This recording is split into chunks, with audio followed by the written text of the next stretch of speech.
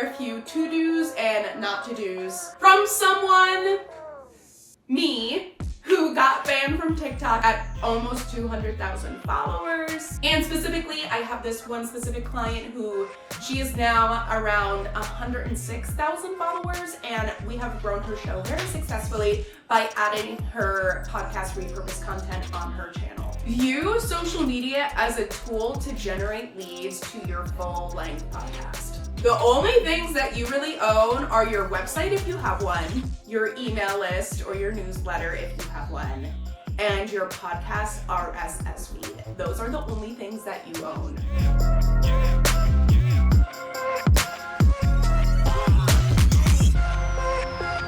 Hello and welcome to another episode. Today we are going to talk about the TikTok ban and the effects on your podcast. As I am filming this right now, TikTok and the Supreme Court are together deciding whether TikTok will be banned or not. So a few different things. Either A, the app is here to stay. It will be banned January 19th or banned like immediately effectively in America. Or they're gonna pause the ban and like talk about it at a later date, which I think is likely, but we'll see. Regardless, today we are going to go over a few to-dos and not to-dos from someone, me, who got banned from TikTok at almost 200,000 followers last year. Not a fun time.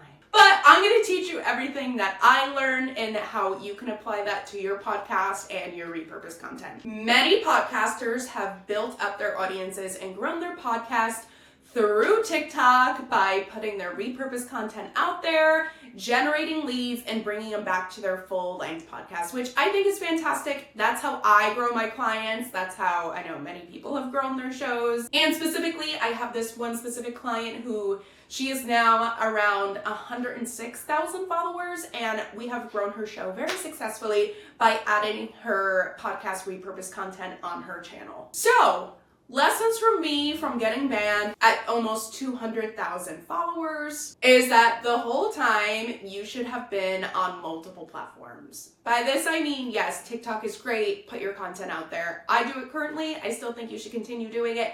However, you should have been putting your repurposed content on all the other platforms out there. So when my original account got banned, I was so thankful that at least I was putting out my content on Instagram, on YouTube Shorts, and I was leading people to my website the whole time. So I built up an audience over there, and I also had my email list where I had a list of people there as well. The king of content, Gary Vee, he says that make sure you are dispersing your content, not just on one platform.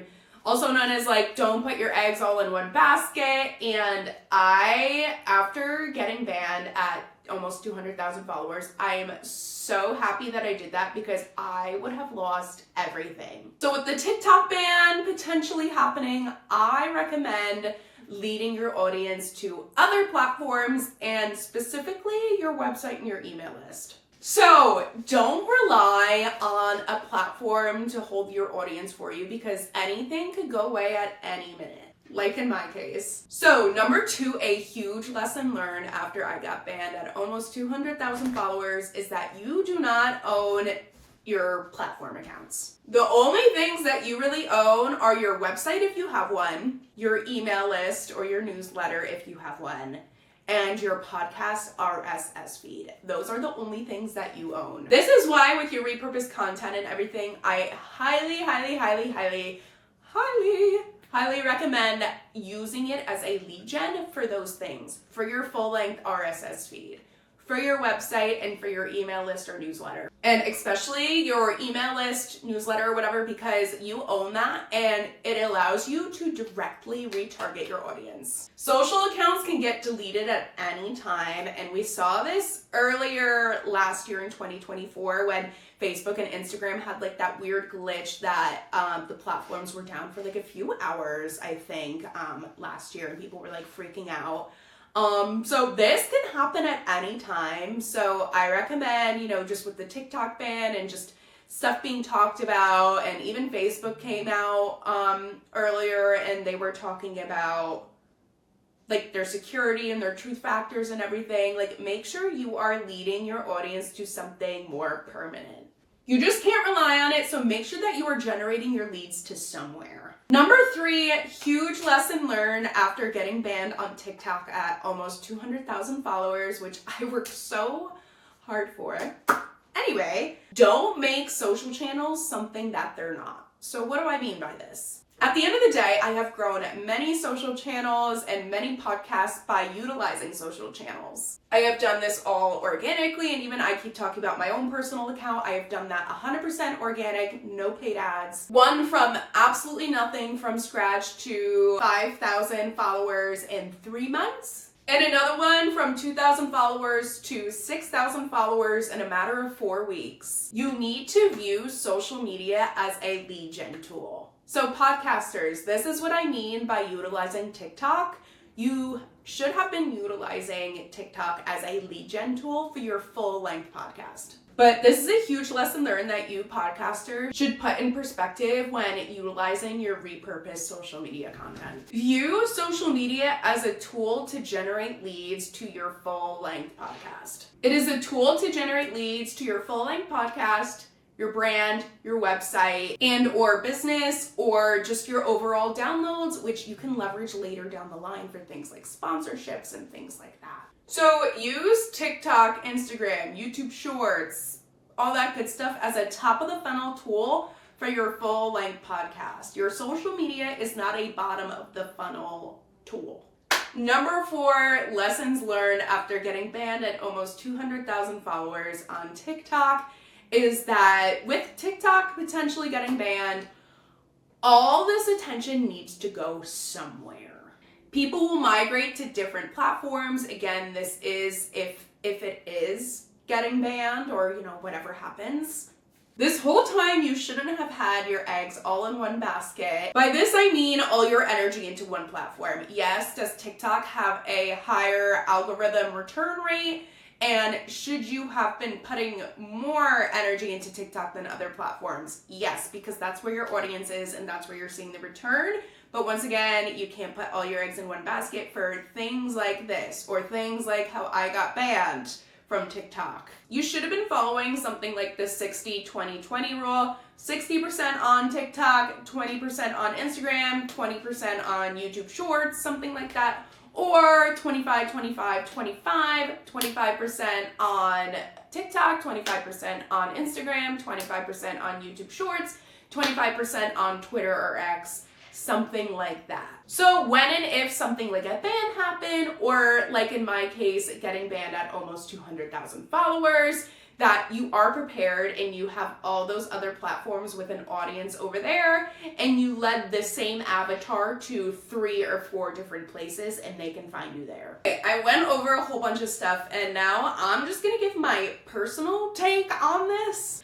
I'm gonna give my personal take on the potential TikTok ban as someone who got banned last year at almost 200,000 followers. And I know many other people also got banned at this girl, Danielle, she's from Jersey, she got banned. She had over 1 million followers. I think she got banned almost 2 years ago now. Number 1, I give huge props to the TikTok founder. I think his name's pronounced John Eaming. If I'm pronouncing that wrong, sorry, but I looked it up and that's how it said to say it. He's literally not letting America bully him, so props to him. I'm so happy that he's just taking this all the way. Number 2, for my podcasters on TikTok now with tons and tons of content on there and who have built up a very strong community on there. From personal experience, I encourage you to kind of inform them to follow you on other platforms. Not only other platforms, but once again, going back to your website and newsletter and email, if you do not have those, you do not own anything. Example, like going back to the Facebook, Instagram situation in the beginning of last year, like that, the whole platform could have just flopped and then you would have lost everything. So at the end of it all, I highly recommend you making sure that you have a strong RSS feed, your website is really strong, and you are building up your email list and newsletter. So with TikTok potentially getting banned, which I'm hoping it's not, but let's talk about it for my podcasters out there. Find what platform works best for you and your content. Me personally, I have been liking YouTube Shorts. I like the algorithm over there. I hate Instagram. I hate the algorithm over there. I have been hearing words of people going over to Fanbase. I haven't looked into into it yet, but that's just something I saw online. But once again, for your podcast, a platform like X and or Twitter might work best for you. Me personally, I like YouTube Shorts because I like that it's a search engine as well. Until then, happy podcasting, keep generating your repurposed content, and just remember, from my traumatic experience and kind of the word on the street right now with TikTok, any platform can leave at any time. So just make sure that you are always leading your audience to somewhere. And by somewhere, I mean somewhere where you feel comfortable. Yes, you can lead them to your Facebook group. You can lead them to your Instagram, things like that. But at the end of the day, you do not own those platforms. You own your RSS feed, you own your email list and or newsletter, and you own your website. So those are things I highly recommend generating leads to. But in the meantime, I hope TikTok doesn't get banned. I don't know where I'm going to spend all my time now. But those are my top tips after someone who got banned on TikTok at almost 200,000 followers, and lessons that I definitely learn from that, which can be applied to today with a lot of podcasters who generate leads on TikTok.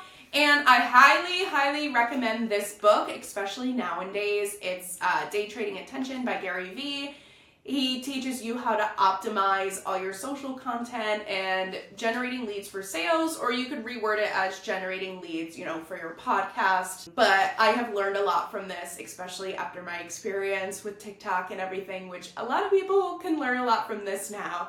So either way, whether TikTok gets banned or not, I recommend that you generate your leads seriously now and put them somewhere permanent so you don't lose everything. Thank you so much for listening. Hopefully TikTok doesn't get banned, and I will see you in the next episode.